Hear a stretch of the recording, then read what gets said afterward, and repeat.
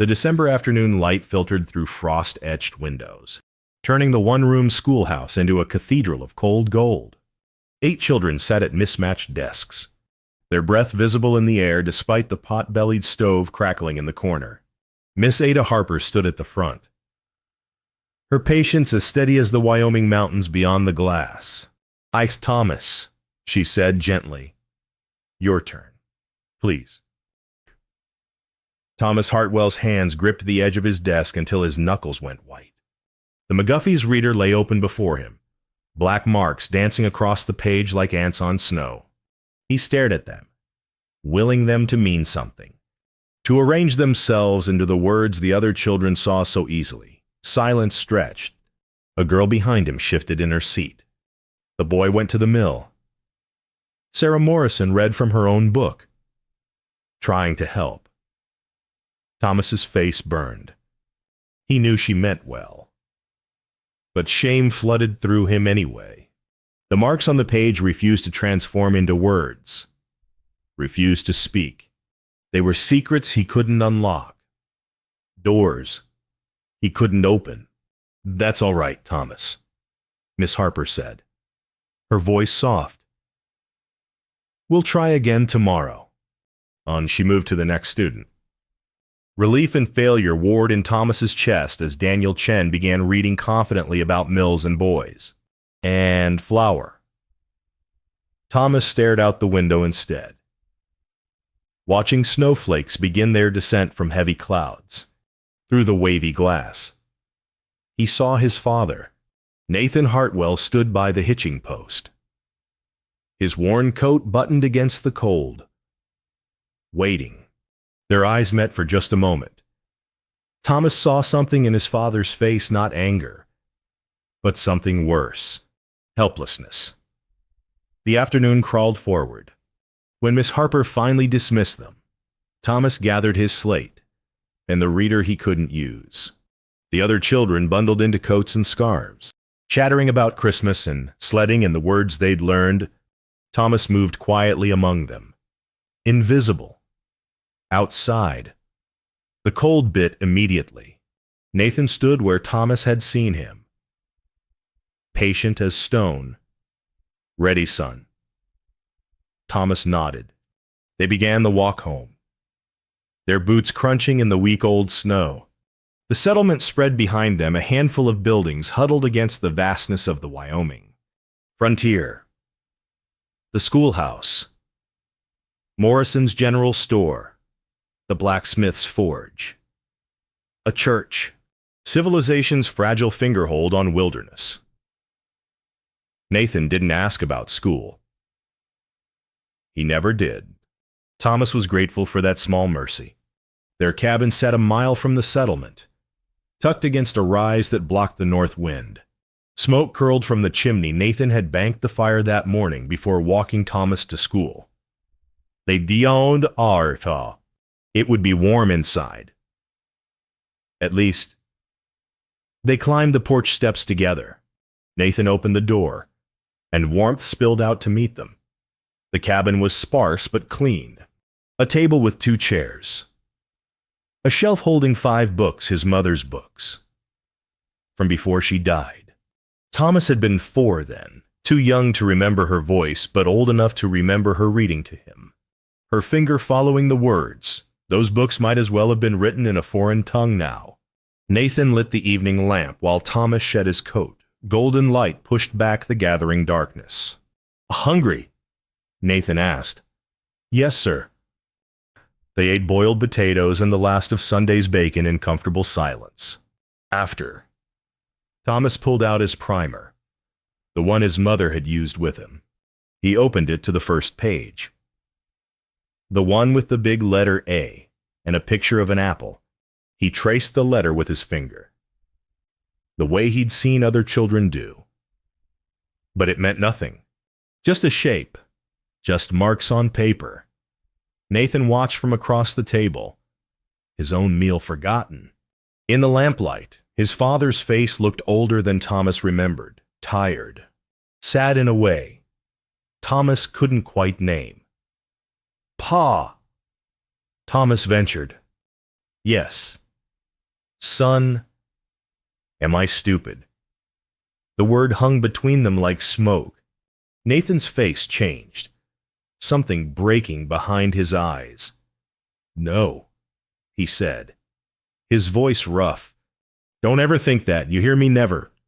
But Thomas had seen his father's face in the schoolhouse window. He'd seen the helplessness there. If he wasn't stupid, then why couldn't he read? Why did the letters dance and scramble? Why was he 8 years old and still couldn't spell his own name? Nathan stood abruptly, walked to the window. Outside, darkness had fallen completely. Snow continued its quiet descent. Your mama wanted you to read. Nathan said to the glass. Made me promise before she... He stopped. Started again. She said you'd have more chances than we did. Thomas waited, but his father didn't continue. Nathan stood at the window for a long time, his reflection ghostly in the dark glass. Finally, Nathan turned back. Time for bed, son. Thomas closed the primer. He banked the fire while his father blew out the lamp.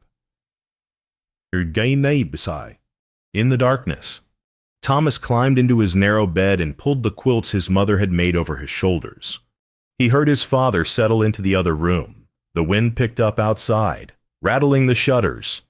Thomas stared at the ceiling he couldn't see and thought about the marks on the page, the secrets everyone else could read, the world beyond his reach. I can't help him. Nathan thought in the darkness. I never learned proper myself. The wind answered with silence. 3 days later, Nathan stood in Morrison's general store with a sack of flour balanced on his shoulder. The store smelled of tobacco and coffee and the potpourri Mrs. Morrison kept in a jar by the register. It was warm inside. Almost too warm after the December cold.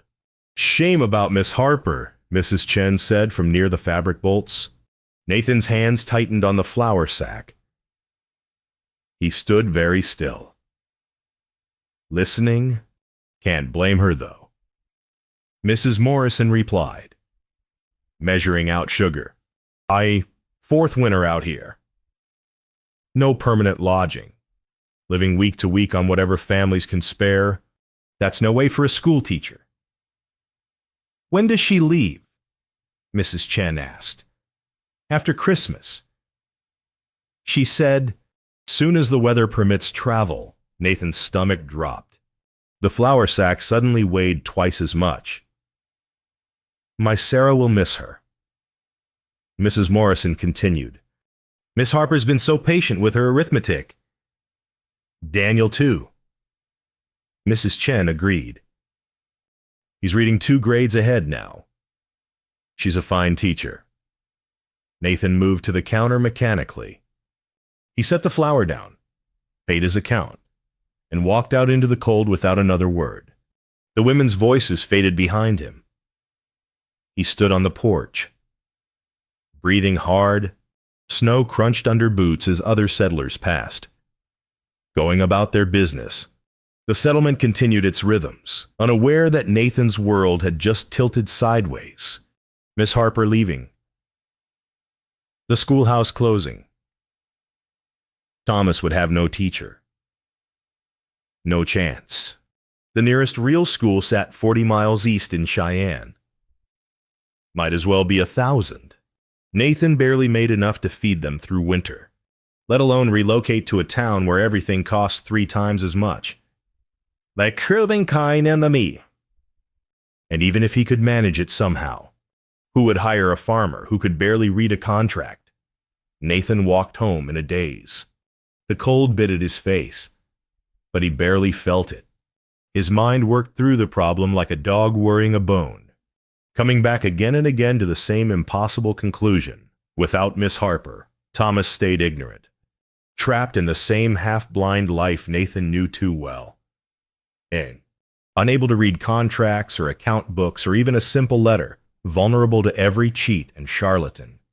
The cabin appeared ahead, smoke rising from its chimney. Nathan stopped walking. He stood in the middle of the snowy track, staring at the small structure that held everything he owned. What did he own? Really? He took inventory in his mind, the cabin itself. 20 by 16 feet. He'd built it with his own hands. But the land belonged to the government, until he proved it up. 2 more years of that. The furniture inside table, chairs, beds, Ellen's books, cookware and tools, his plow and harrow. Stored in the lean-to. Winter provisions. Running lower every week. And Duke. His horse. Nathan closed his eyes. Duke was 8 years old. A strong bay gelding worth maybe $75. More importantly, Duke was Nathan's livelihood. Come spring, Nathan would hitch Duke to the plow and work his own 5 acres. Then he'd hire out for plowing. Duke could pull a straight furrow all day, and farmers paid good money for that. Half of Nathan's annual income came from hiring out Duke's labor.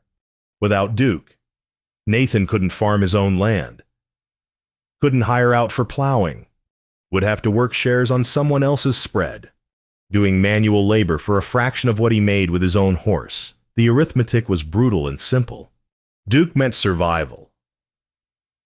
Duke meant progress toward owning the land outright. Duke meant independence. But what did any of that matter if Thomas couldn't read? Nathan opened his eyes. Snow continued falling, soft and relentless. The cabin waited, warm and oblivious. That evening, after Thomas had gone to bed, Nathan sat at the table with a stub of pencil and a scrap of paper. He wrote numbers, crossed them out, wrote them again. The candlelight flickered, making the figures dance. Without Duke work shares. Make maybe $40 for the season. Barely enough for next winter's provisions. No progress on the homestead. Years of grinding poverty stretching ahead. With Duke farm his own land plus hire out. Make close to $100. Buy seed for next year. Maybe fix the roof. Slow but steady progress. But with Duke and no teacher. Thomas grows up like Nathan. Half-educated, vulnerable, limited. Nathan set down the pencil. He stared at the numbers until they blurred. Ellen's voice echoed in his memory. Weak from the fever that would take her. Promise me he'll have more chances than we did. Promise me. Nathan. I promise, Nathan had said. Holding her hand, how did you keep a promise when keeping it meant giving up everything? Nathan blew out the candle. He sat in the darkness for a long time, listening to Thomas's breathing from the next room and the wind against the shutters. By the time he finally climbed into his own bed, something had shifted inside him. Not peace, exactly, but a kind of terrible clarity. He knew what he had to do. The knowing sat in his chest like a stone, heavy and certain, without that teacher. Thomas stays like me, half blind to the world. With her, he's got a chance. Nathan stared at the dark ceiling. I can work someone else's field come spring, but I can't give Thomas back these years. The decision formed fully, irrevocably. Nathan felt it settle into his bones. He would go to Miss Harper tomorrow. He would offer her Duke to board for her keep, to sell for supplies, whatever she needed to stay through winter and spring. Maybe longer. It meant poverty. It meant years of setback. It meant swallowing his pride and hiring out his labor like a man with nothing. But it meant Thomas would have a chance. Nathan closed his eyes and tried to sleep. The wind rattled the shutters. Indifferent to human choices and their consequences, Nathan didn't sleep that night. He lay in the darkness, testing his decision from every angle, looking for another way. There was none. Before dawn, he rose and dressed in the cold cabin. Thomas still slept, his breathing soft and even. Nathan stood in the doorway to his son's small room. watching the boy's peaceful face in the pre-dawn gloom. 8 years old, same age Nathan had been when his own father took him out of school to work the farm. Can't afford fancy learning. His father had said, "You'll learn what you need by doing." Nathan had learned. All right. Learned how to plow a straight furrow and mend a fence and birth a calf. But he'd never learned to read more than a handful of words. Never learned to write much beyond his own name. And he'd paid for that ignorance his whole life. He remembered standing in the land office at 19, signing the papers for his first homestead claim.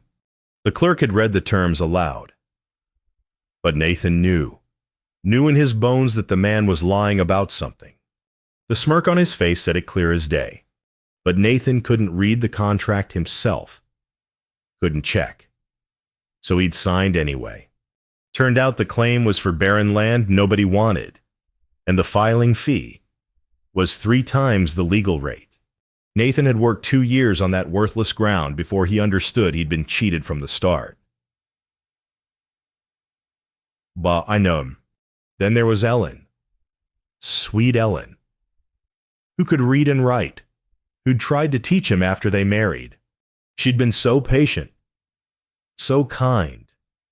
Never making him feel stupid. But shame had made Nathan resist. Made him say he was too old to learn. Too set in his way. Before she died. She'd made him promise about Thomas. And Nathan had meant it.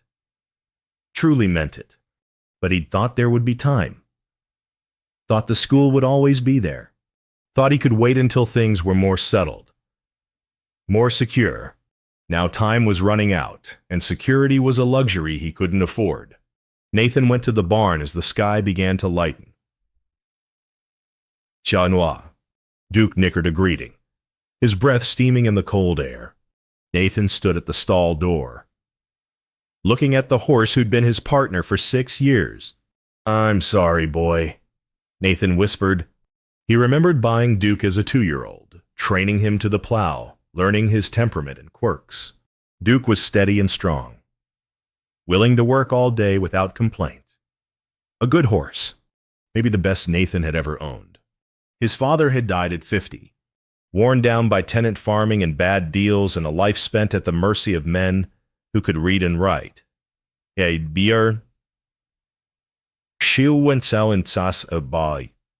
Nathan had been 30 when he buried him. Had stood at the grave and sworn he'd do better. Build something. Own land. Be nobody's tenant. And he had done better. This cabin. This land. This horse. They represented everything Nathan had worked for since Ellen's death. Proof that he could provide. Could build a future. But what future was he building if Thomas ended up trapped like his grandfather? Like Nathan. Himself. Nathan rested his forehead against Duke's warm neck. The horse stood quiet. Patient. Trusting. "It's for Thomas," Nathan said to the darkness. "You understand Duke, of course." Didn't answer. But Nathan felt something settle in his chest. Not peace. Exactly. But the grim satisfaction of having chosen the hard right thing over the easy wrong one. He saddled Duke as the sun broke over the horizon. The winter morning was clear and bitterly cold. Nathan gathered the horse's papers from the cabin, the bill of sale, the farrier's records, everything. He wrapped them in oilcloth and tucked them inside his coat. Thomas woke as Nathan was preparing to leave. "Where you going?" "Pa." "Got an errand in town." "Son, you eat the oatmeal on the stove. I'll be back before noon." Thomas rubbed sleep from his eyes, nodding. He didn't ask what errand. Nathan was grateful for that. The ride to the schoolhouse took 20 minutes. Nathan's hands shook on the reins, though whether from cold or nerves he couldn't say. The settlement was just waking up, smoke rising from chimneys. Morrison opening his store. A dog barking somewhere. Nathan tied Duke to the schoolhouse hitching post and stood there, looking at the small building. Through the window. He could see Miss Harper inside, preparing for the day. She was writing something on the chalkboard, her back to the glass. For a long moment, Nathan couldn't move. This was it, the point where everything changed. Once he offered Duke, once Miss Harper accepted, there was no going back. 3 years, maybe more, of reduced income. Years of working other men's fields instead of his own. Years of subordination and slow progress. But Thomas would read. Thomas would write. Thomas would have the tools Nathan never had.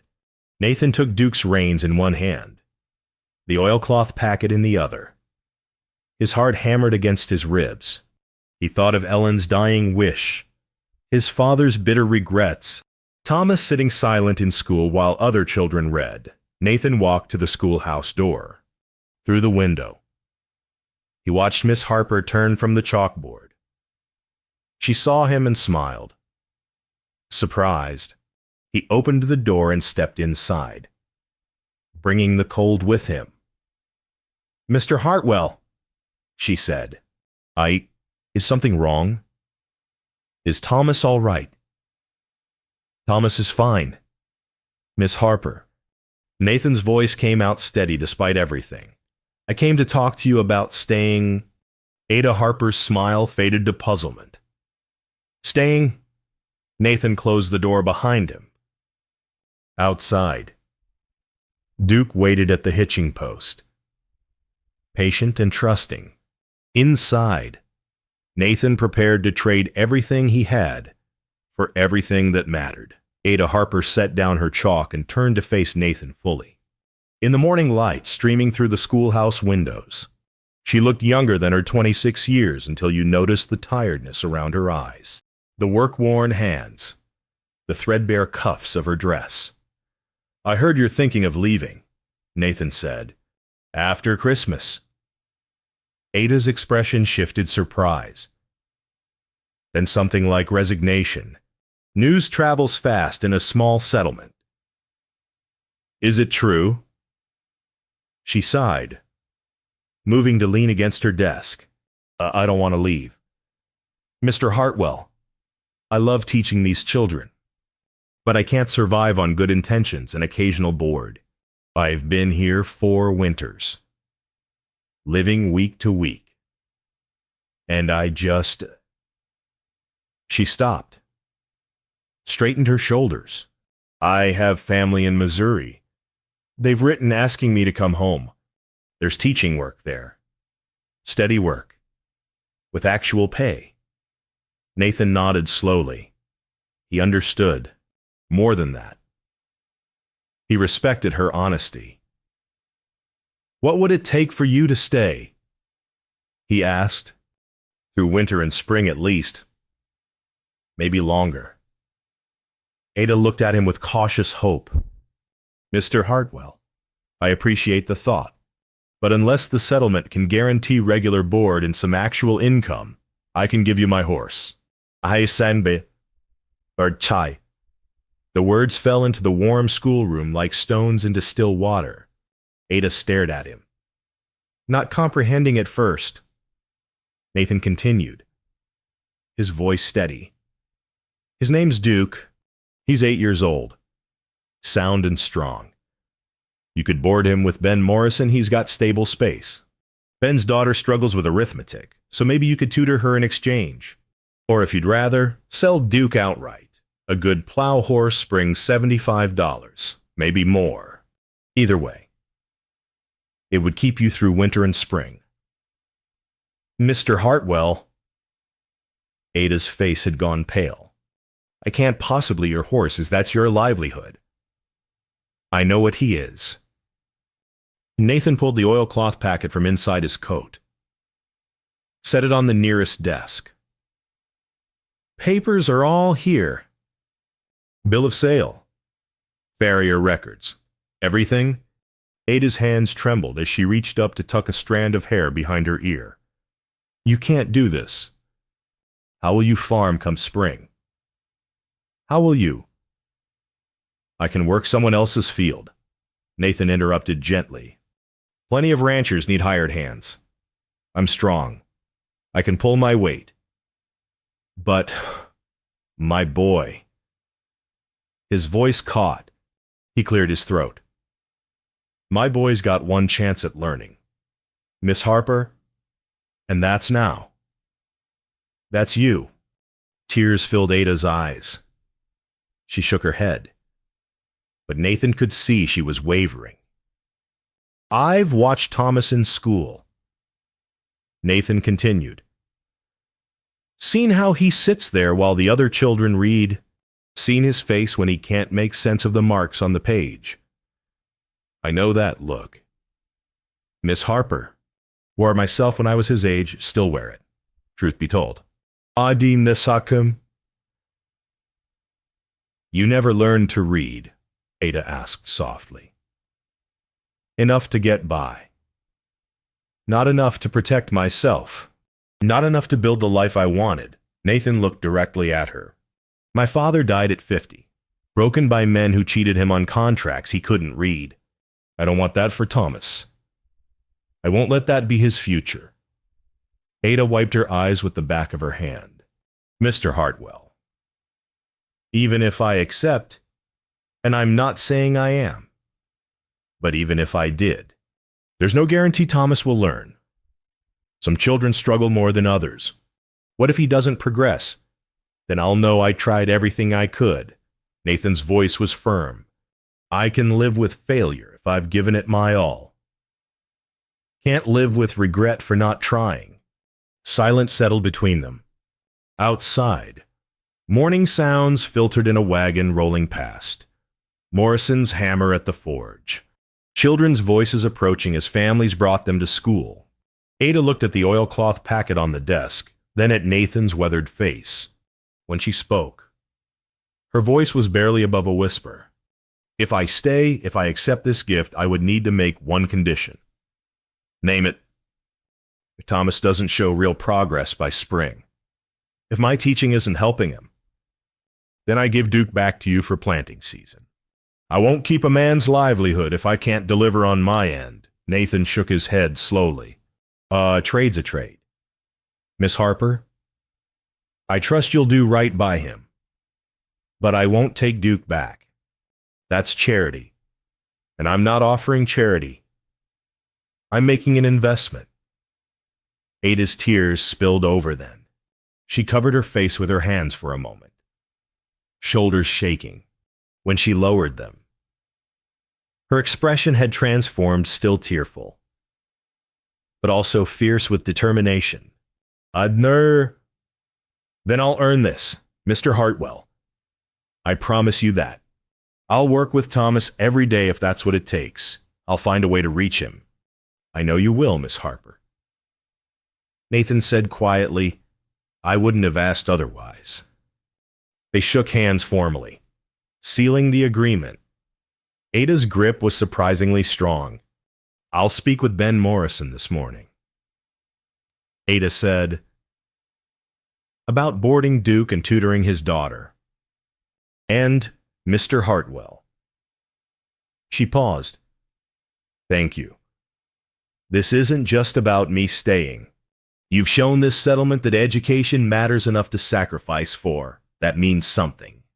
Nathan nodded, unable to speak past the tightness in his throat.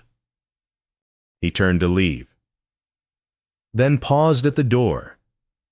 His mother made me promise, he said without turning around, before she died, that he'd have more chances than we did. I aim to keep that promise. He walked out into the cold morning, closing the door softly behind him. Through the window, he saw Ada pick up the oilcloth packet with trembling hands. Nathan untied Duke from the hitching post. He stood there for a moment, one hand on the horse's warm neck, looking toward his cabin in the distance. The children were arriving now, families bringing their sons and daughters to school, chattering and laughing in the winter morning. Nathan watched them pass, watched them climb the schoolhouse steps into warmth and learning. Tomorrow, Thomas would be among them. But tomorrow, Thomas would have a real chance. Nathan led Duke toward Morrison's forge. And Mengbisa, Yerkboy de Seer. Behind him, the schoolhouse bell began to ring, calling the children to their lessons. He didn't look back. The first evening session happened 3 days later. Nathan walked Thomas to the schoolhouse just as the winter sun was setting, painting the snow orange and purple. Other families were heading home for supper, their children bundled against the cold. Why are we going back? Thomas asked, confused. Miss Harper wants to work with you special. Nathan said, just you and her. 3 evenings a week. Thomas's face clouded with shame. Because I'm behind. Because she cares, Nathan corrected gently. And because learning takes time. The schoolhouse glowed with lamplight. Inside, Ada had arranged a small desk near the stove where it was warmest. She'd laid out primers and slates and a set of carved wooden letters Nathan had never seen before. Good evening, Thomas, she said brightly. Ready to do some learning. Thomas nodded uncertainly. Nathan squeezed his shoulder once, then stepped back outside. He could have gone home. The cabin was only a mile away, but something held him there in the cold darkness. Through the window, he watched Ada settle Thomas at the desk, watched her pull up a chair beside him rather than standing over him. She held up one of the wooden letters, a big capital A. Nathan saw her mouth move. Saw Thomas repeat something. Then she placed the letter in his hand, had him trace it with his fingers. Eyes closed. Nathan's breath clouded in the frozen air. His feet were going numb, but he didn't move. Inside, warm lamplight spilled over teacher and student as they worked. Ada showed Thomas how to form letters in sand she'd poured onto a tray. The boy's face was serious, concentrated, not ashamed anymore, just focused. An hour passed. Nathan stamped his feet occasionally to keep circulation, but he didn't leave. He watched his son bend over the slate, watched Ada's patient corrections and encouragement, watched Thomas try again and again. Finally, the door opened. Ada stood in the doorway, surprise crossing her face when she saw Nathan. Mr. Hartwell, you've been waiting out here this whole time. Wanted to walk him home, Nathan said, which was true if incomplete. Ada's expression softened. He did wonderfully tonight. He's not stupid. Mr. Hartwell, his brain just processes letters differently. Once I understood that, I could adapt the teaching. He'll learn then. Nathan couldn't keep the hope from his voice. He's already learning, Ada said firmly.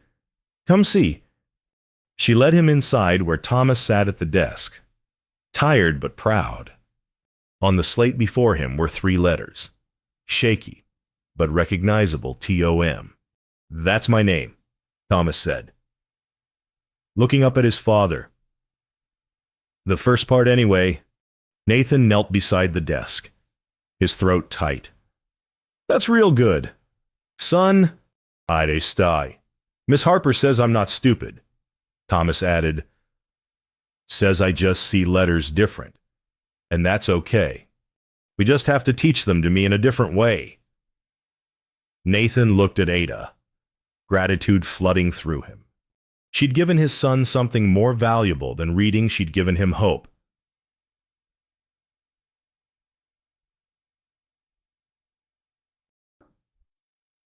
Same time Thursday.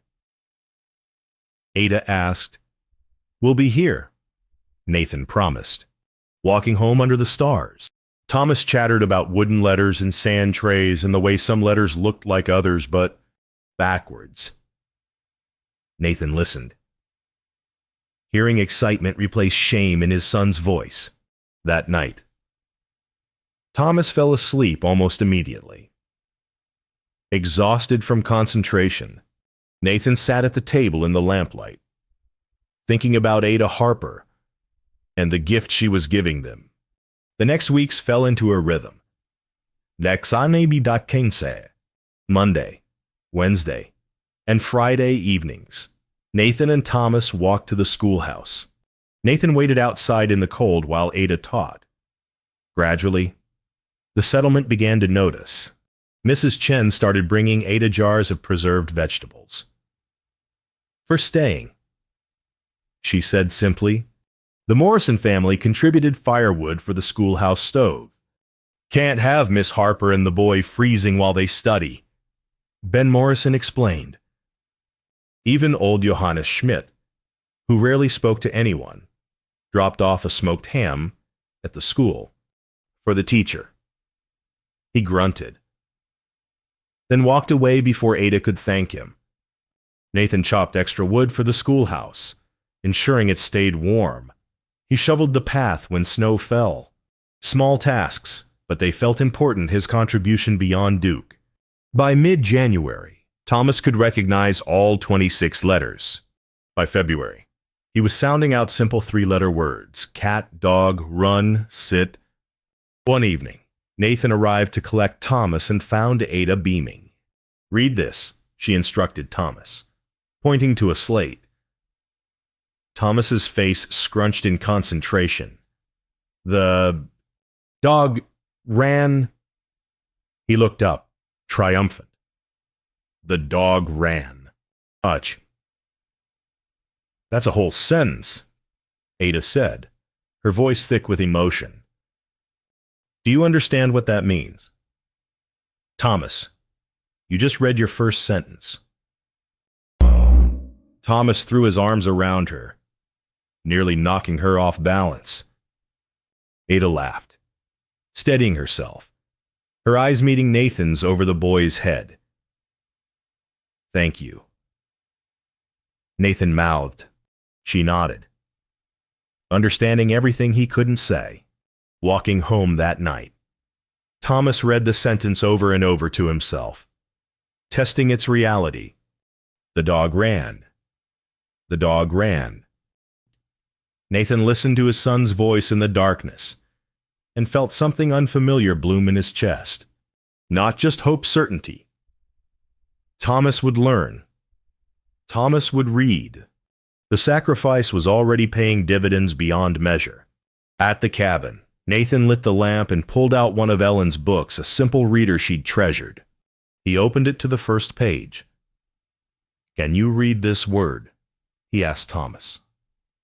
Pointing, Thomas leaned close, squinting in the lamplight. That's right. Nathan's voice was rough. Your mama would be so proud. Thomas looked at the book with new reverence. These were Mama's.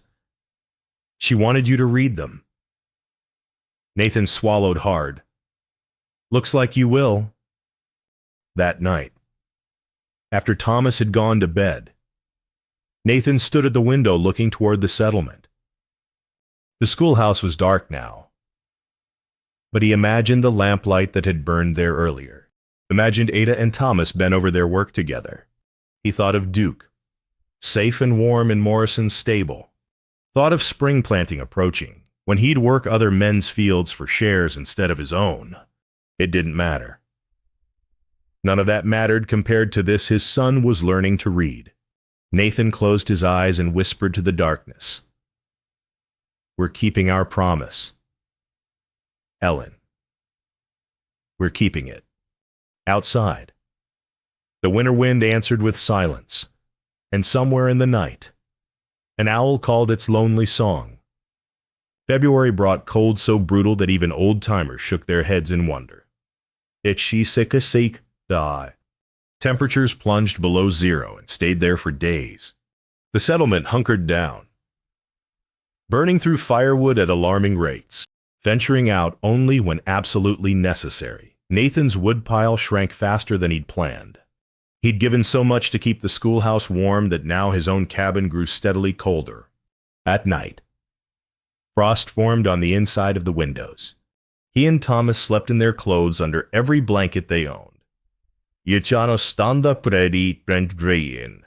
The odd jobs that had sustained them through early winter dried up. They couldn't dar. Nobody hired work in this cold. Everyone was just trying to survive. Nathan's savings, never substantial, dwindled to almost nothing. He stretched their food supplies, giving Thomas full portions while his own meals shrank. The boy didn't notice, too excited about the words he was learning. One morning, Nathan woke to find their last bag of cornmeal was weevil-infested. He stood in the frigid cabin, staring at the ruined food, calculating. They had enough beans for maybe 2 weeks. Some salt pork. That was it. He'd need to buy more supplies. But with what he had, $3 to his name. $3 to stretch until spring, until work opened up again. Nathan closed his eyes, feeling the weight of his decision settling heavier. Without Duke, he had no collateral, no way to earn quickly. If he'd kept the horse, he could have hired out hauling firewood, freight, anything. Now he had only his labor. And in this cold, nobody was hiring. But Thomas was reading. Every night, the boy sounded out new words, built new sentences. That had to count for something. The following week, a blizzard screamed down from the mountains. It lasted 3 days, trapping everyone inside. When it finally cleared, the settlement emerged to find Morrison's barn partially collapsed under the weight of snow. "I need help rebuilding," Ben Morrison announced at the general store. Paying work for anyone who can swing a hammer, Nathan volunteered immediately, grateful for the income. But when he showed up to help the next morning, he faced the limitation of his choice. The other men, Jake Peterson, Charlie Mills, old Johannes, they all had horses to haul the heavy timbers needed for repairs. Nathan had only his own back and arms. He worked twice as hard trying to compensate, dragging beams that should have been horse-hauled. By the end of the first day, every muscle screamed. By the third day, he could barely lift his arms. The work paid, but not nearly what he'd have earned if he'd had Duke to help. Nathan watched the other men efficiently moving materials with their teams and felt the absence like a missing tooth. His tongue kept finding, "You all right?" "Hartwell?" Jake Peterson asked, watching Nathan struggle with a beam. "Fine," Nathan grunted, not meeting his eyes. But he wasn't fine. His back ached constantly. His hands were blistered and bleeding through his work gloves, and underneath the physical pain ran a current of doubt he couldn't quite silence. One evening, he arrived too late to collect Thomas from the schoolhouse. Ada had already walked the boy home, concerned when Nathan didn't show. She found him at the cabin, barely able to stand after the day's labor. "Mr. Hartwell, you can't keep this up," she said, alarmed. "You'll hurt yourself permanently." "I'm fine," Nathan insisted. Though he swayed on his feet, "You traded your horse so Thomas could learn," Ada said quietly. "Don't trade your health, too. Thomas needs a father, not a martyr." After she left, Nathan collapsed into his chair. Thomas brought him water, his small face worried. "Pa, are you sick?" "Just tired, son." Nathan tried to smile. "Tell me what you learned today." Thomas brightened. "I read a whole page. Miss Harper says I'm making real progress." "That's good." Nathan's voice was thick. "That's real good." But that night, alone in the freezing cabin, Nathan let himself feel the full weight of his choice. His body ached. His supplies were nearly gone. Spring planting loomed weeks of working shares on other men's land, subordinate labor that would barely sustain them.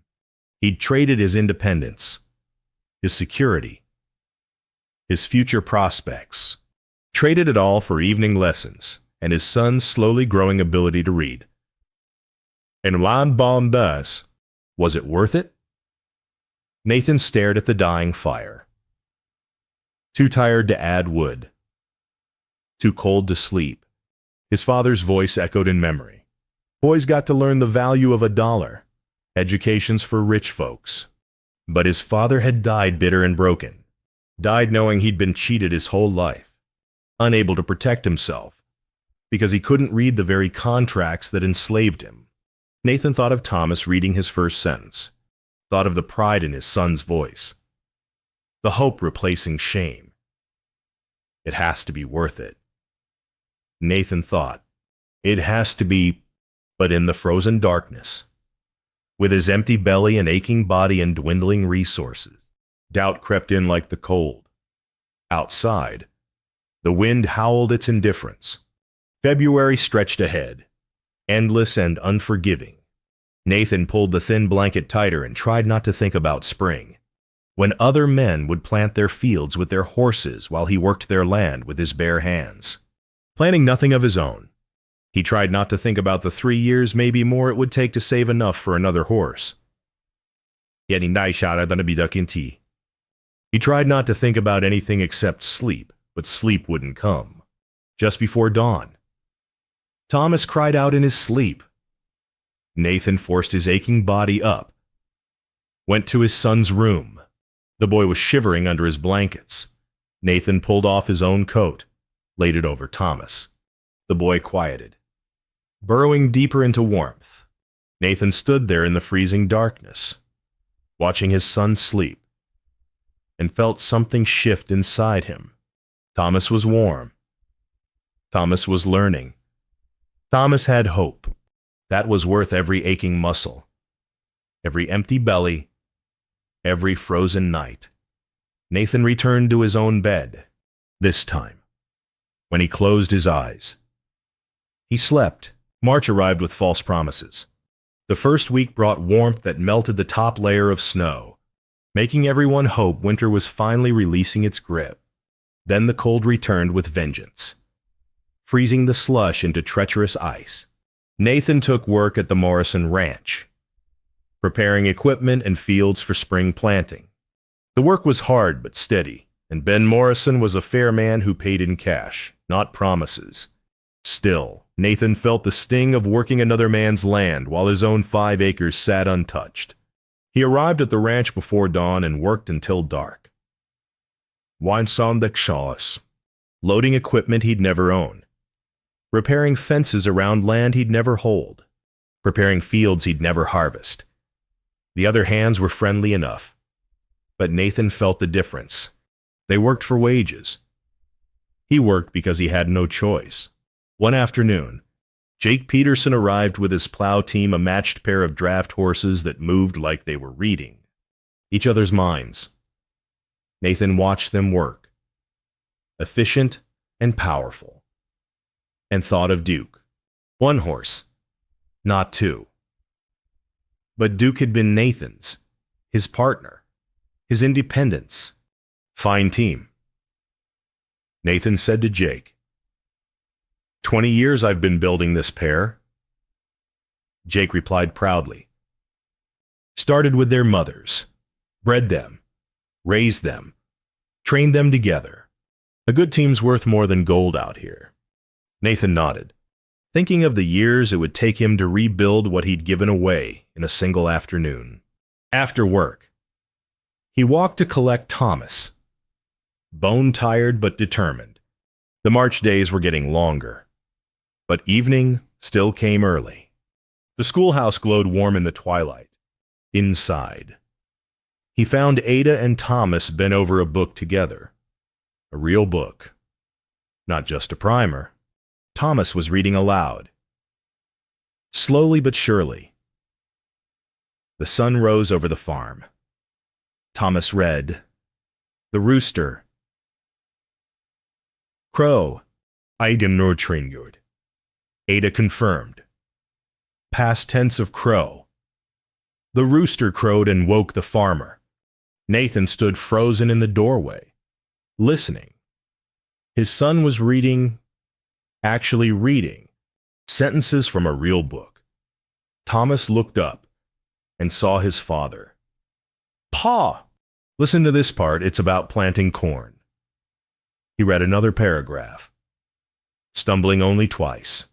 When he finished, he looked at Nathan with pure joy. "That's about farming, Pa. About things we do." And I can read it. Something broke open in Nathan's chest. All the doubt, all the aching muscles, all the frozen nights and empty belly, it all cracked apart against the simple reality of his son reading. Words about farming. Ada stood, giving them space. "He's come so far, Mr. Hartwell, 3 months ago."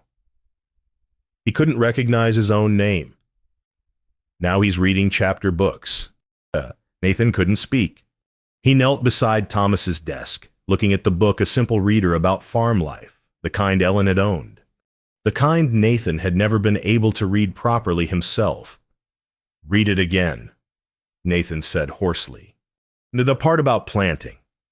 Thomas read, his voice growing more confident. Nathan listened to his 8-year-old son explain through written words how to plant corn in straight rows, how deep the seeds should go, how to space them properly. Things Nathan knew from experience but had never seen written down. You understand all that?" Nathan asked when Thomas finished. "Yes, sir. It makes sense when I read it slow." Nathan put his hand on his son's shoulder. "Your mama would be so proud." His voice broke. "I'm so proud of you, Thomas. Miss Harper's a good teacher." Thomas said simply. Nathan looked at Ada, standing by her desk with tears in her eyes. "The best," he agreed, walking home in the gathering darkness.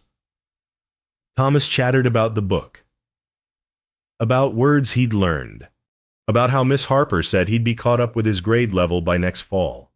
Nathan listened, his weariness transformed into something lighter. That night, after Thomas had fallen asleep, Nathan pulled out Ellen's books from the shelf. He opened one randomly, trying to read the words his wife had loved.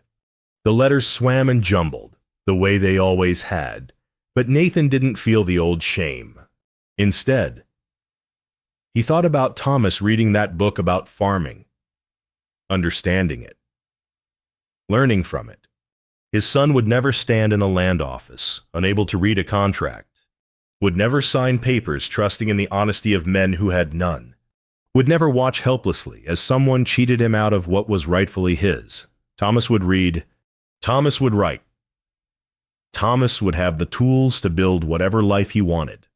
Nathan closed the book gently, setting it back on the shelf. He thought about Duke, probably bedded down warm in Morrison's stable. Thought about the spring planting coming, when he'd work shares instead of his own land. None of it mattered. Not really. He'd traded a horse for his son's future. Some men would call that foolish, but Nathan knew better. Outside, the March wind rattled the shutters, but it sounded different now. Not threatening, just weather. Just the frontier being the frontier. The _5 Nathan climbed into bed, his muscles still aching but his heart at peace. Tomorrow he'd work Morrison's fields again. The next day. And the next. However many days it took. But tonight, his son could read. And that made everything worth it. Nathan closed his eyes and thought of Ellen. "We're keeping our promise," he told her silently. "We're keeping it." For the first time since he'd led Duke to Morrison's stable, Nathan slept deeply and without regret. The last week of March brought the school's term-end celebration. Every family in the settlement gathered at the schoolhouse to watch their children demonstrate what they'd learned. Ada had been preparing the students for weeks, assigning each child a passage to read or recite. Thomas had chosen a section from the farming book, 3 pages about spring planting. A flowy shimin taitsan. He'd been practicing every night, reading to Nathan by lamplight until he could manage it with only occasional stumbles. The evening of the celebration, Nathan helped Thomas dress in his Sunday clothes. The boy's hands shook as he buttoned his shirt. "What if I mess up?" Thomas asked. "Then you'll do your best to fix it," Nathan said calmly. "That's all anyone can do." They walked to the schoolhouse together as the sun set, painting the sky orange and gold.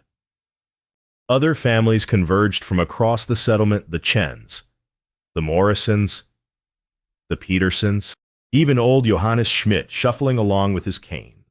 Inside, Ada had arranged the desks in rows facing the front.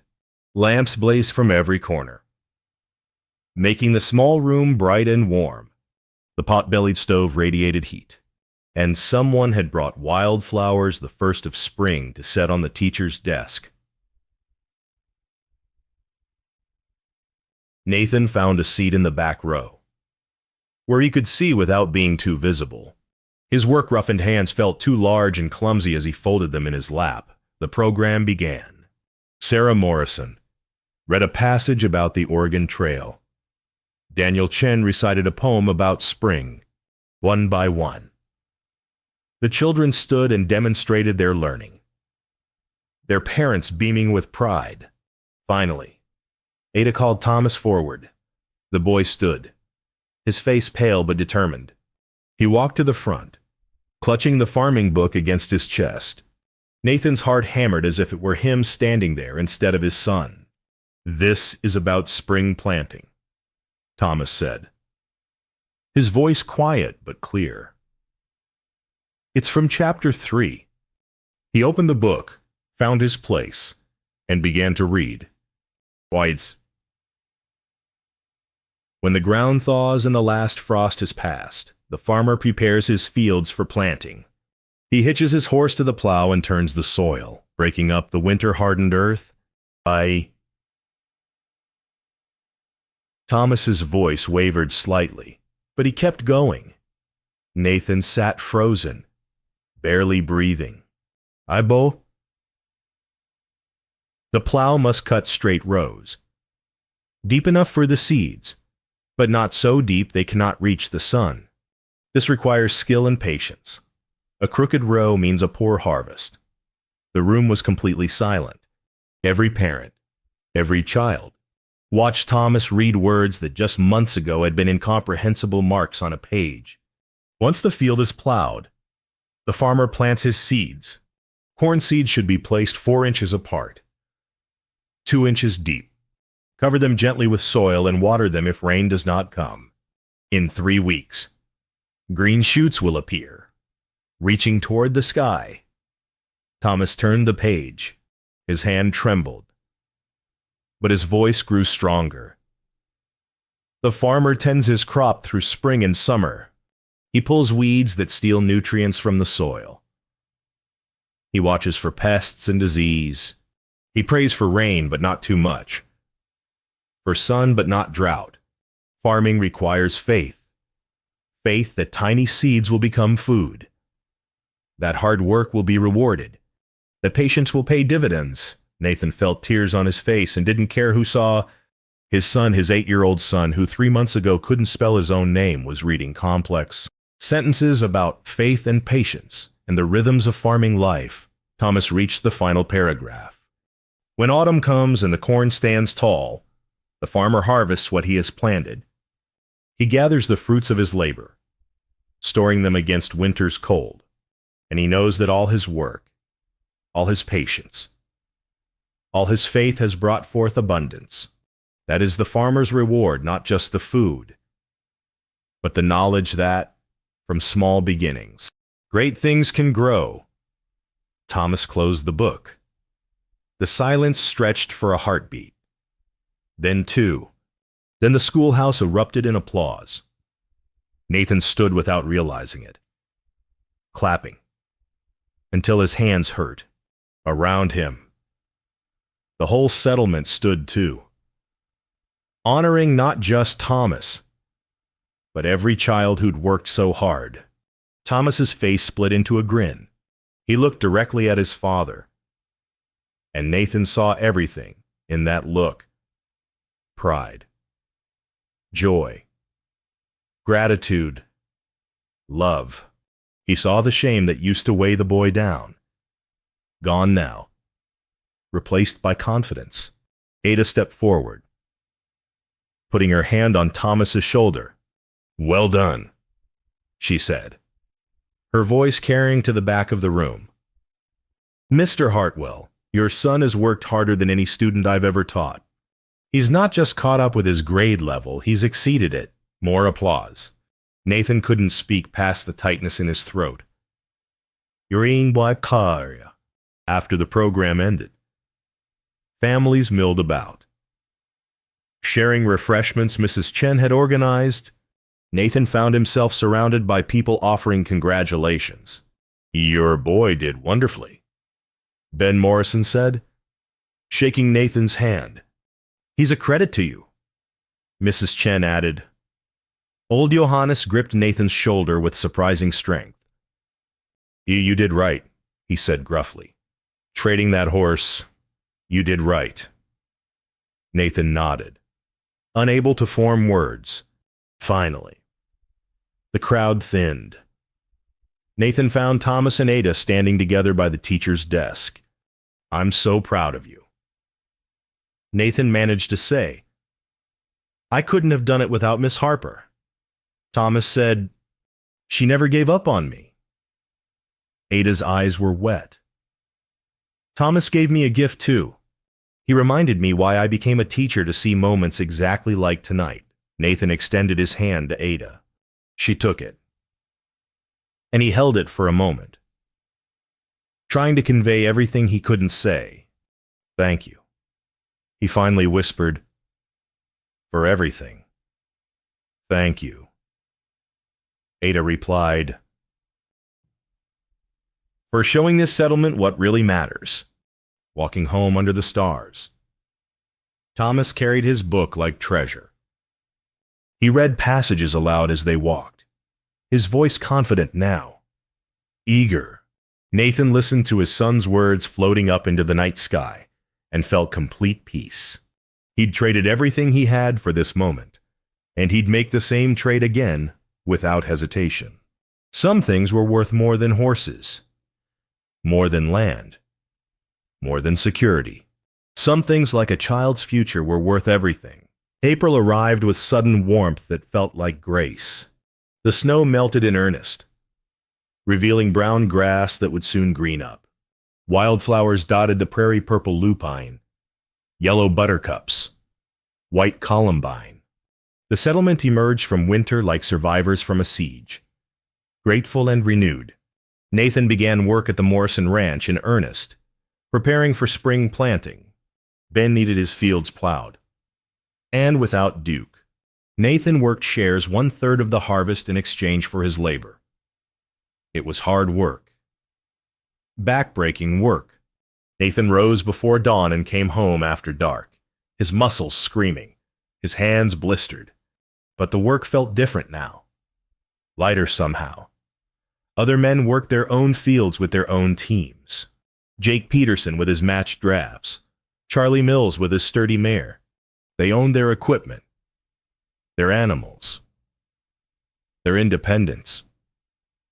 Nathan owned only his labor. He hitched himself to borrowed equipment, plowed land that would never be his, worked for shares instead of profit. But every evening, he came home to find Thomas reading by lamplight. The settlement had transformed too. Nathan's sacrifice had sparked something in the small community. Families who'd contributed sporadically to Miss Harper's support now committed to regular payments.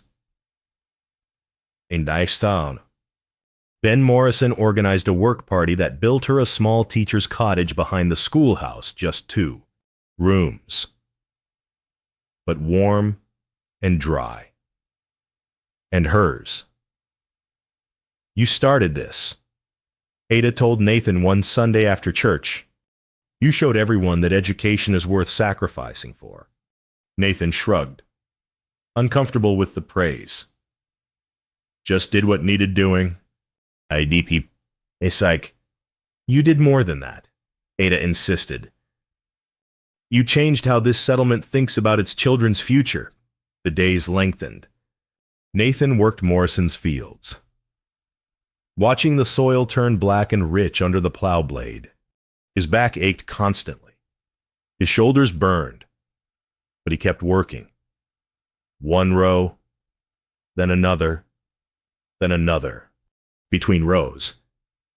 He thought about Thomas, thought about the boy devouring every book Ada lent him, reading aloud at supper about history and science and far-off places. Thomas was reading 2 grade levels ahead now, Ada said. Had a natural gift for it. Once someone took the time to teach him properly. One evening in mid-April, Nathan arrived home exhausted to find Thomas at the table with a book about agricultural techniques. You want nearby? Pa, listen to this, Thomas said excitedly. It says you can improve soil by planting clover in the off-season. It adds something called nitrogen. Did you know that Nathan sat heavily? Too tired to stand. Can't say I did. Thomas read the passage aloud, explaining crop rotation and soil enhancement with the earnest enthusiasm of 8-year-old discovery. Why, starring the Rick side. Nathan listened, amazed. His son was teaching him about farming. From a book, using words Nathan couldn't read himself. You understand all that? Nathan asked. Yes, sir. It makes sense. Maybe we could try it on our land next year. Our land. Nathan's chest tightened. Thomas was already thinking ahead, planning improvements, seeing possibilities. That was what education gave you, not just knowledge, but hope, the ability to imagine a better future, and the tools to build it. We'll try it, Nathan promised. Next year, Sunday morning brought mild weather and clear skies. The whole settlement gathered for church. Families dressed in their best. Children running ahead. Nathan and Thomas walked together, the boy carrying a book he was reading about westward expansion. After the service, the children gathered under a tree for their reading circle, a new tradition Ada had started. Ekbal Dawson. Parents stood nearby, watching with pride as their children took turns reading aloud. Nathan stood slightly apart, observing. Thomas sat cross-legged on the grass, his book open, waiting his turn. When it came, he read clearly and confidently about pioneers crossing the prairie. Ben Morrison appeared at Nathan's elbow. Your boy's something special. He is. Nathan agreed quietly. Heard you're working shares this season. Ben continued. That's hard on a man. But what you did trading Duke so Thomas could learn, that took real courage. Nathan shook his head. Wasn't courage, was just love. Sometimes they're the same thing. Ben said. The reading circle broke up. Children scattering to play. Thomas ran over, his face flushed with spring warmth and happiness. Hey, can I go play with Daniel and Sarah? He asked. Go on. Nathan said. He watched his son run off with the other children. Accepted and equal. No shame. No hesitation. Just a boy playing with friends on a spring morning. Nathan walked to the edge of the settlement, looking out over the greening prairie. Somewhere out there, Duke was probably working someone else's field. Nathan hoped whoever owned him now treated him well, gave him good grain and kind words. He thought about the cabin waiting for him, still small, still simple. Nothing improved since the trade. Thought about the 3 years or more it would take to save for another horse. Thought about all the things he'd given up and might never get back. Then he thought about Thomas reading about crop rotation. Thomas explaining soil enhancement. Thomas with confidence instead of shame. Hope instead of helplessness. Nathan had traded a horse for his son's future. Some men would call that foolish.